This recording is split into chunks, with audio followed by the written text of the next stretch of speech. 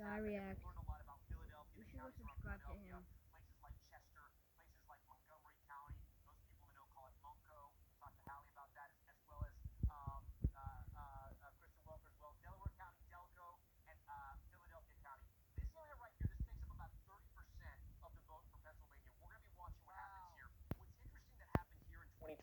So Biden actually underperformed Clinton, but he overperformed in those suburbs. So if we watch what happens there, you also have these swing counties here, the Lehigh Valley, Monroe County, Poconos, Northampton, and Lehigh. Lots of Hispanics here.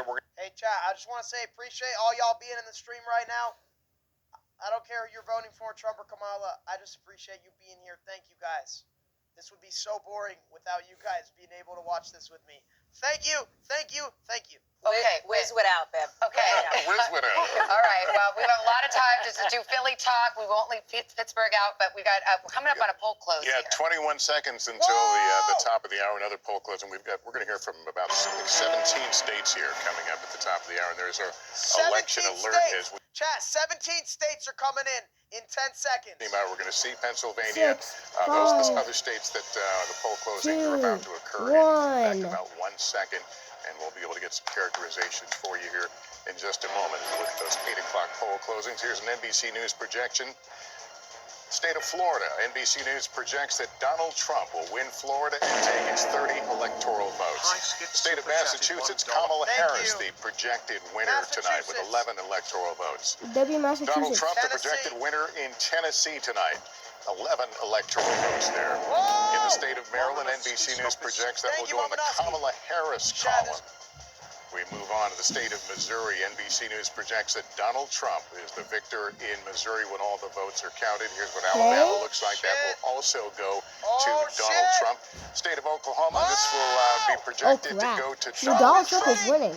And in D.C., District of Columbia, 3 electoral votes at stake. NBC News projects that Kamala Harris will win there. So where does it leave us now on the road to 2? Holy shit, Trump is at 90, Kamala is at 27 right now. Browns, and there are still outstanding states just as polls close. I bet $10,000 on Kamala. Am I fucked? And of course, Pennsylvania as well. Let's show you what we can right now in Pennsylvania. No surprise here. It is too early to call.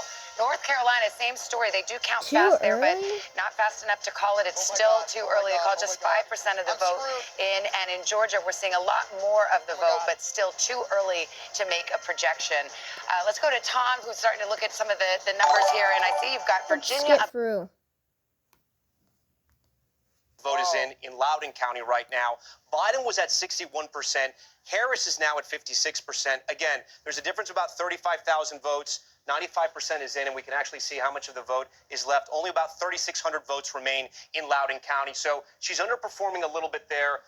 As we keep going here, Fairfax County, 45% in. She's at 68%. Let's see how Biden was doing there. 69, about the same. Something else that's interesting that's happening in Virginia, Virginia Beach. This is a swing county. Trump won it in 2016. Biden was able to flip it. Tonight, Trump is on top, but only about 20% of the vote is in.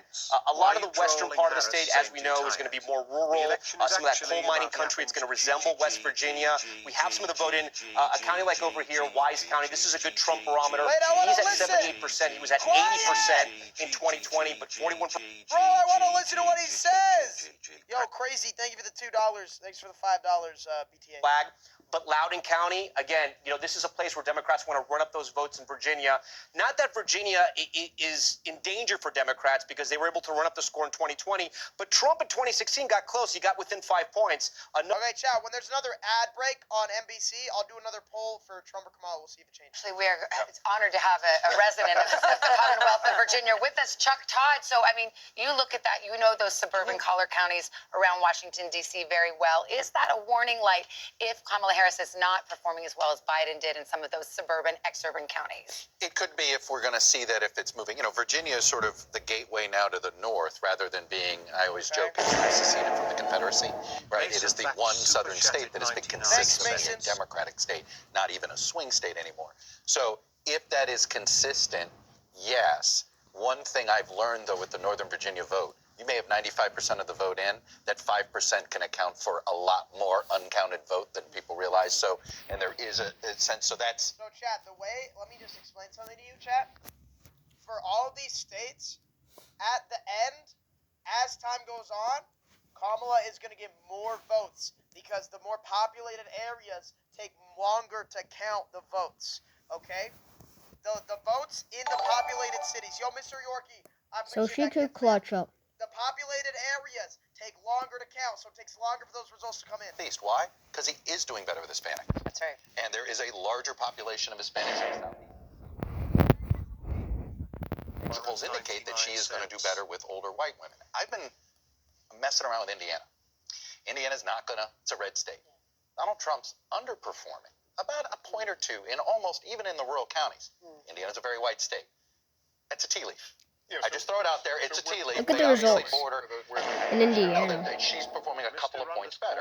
So clearly And there that's why are you some think it's the older older- whites, and we could really see this country divided by regions where she's stronger in the north because she's improving with white voters, and he's stronger with voters of color, in particular Hispanic voters. We're not seeing as much evidence among African American voters, but definitely Hispanic voters. Holy chat, is there going to be a civil war?